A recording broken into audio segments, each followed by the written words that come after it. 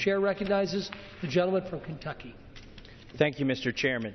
I rise today with 4 of my colleagues to offer a bipartisan amendment that simply requires the DEA to comply with federal law, despite clear language in the recently passed Farm Bill that specifically allows state agricultural agencies and universities to grow industrial hemp for research.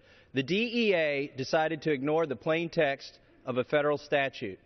Officials in my home state of Kentucky were recently forced to file a lawsuit in federal court to compel the DEA to release industrial hemp seeds intended for a university research pilot program. What a waste of time, money, and the court's limited resources.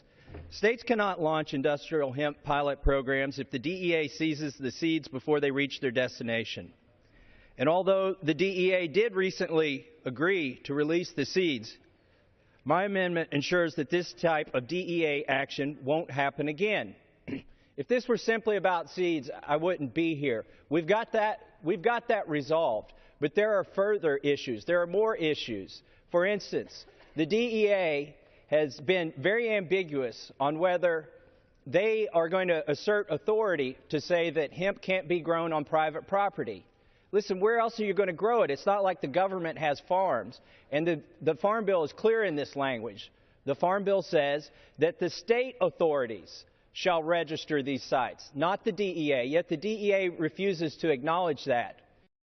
Furthermore, with regard to the seeds, the DEA requires, and this I find ridiculous, that the seeds, and these are industrial hemp seeds with no active THC, must be kept under lock and key with only 3 keys available. And the way we've got these stored in Kentucky now is you put your handprint on the door and you can get into these hemp seeds. You want to know how ridiculous that is?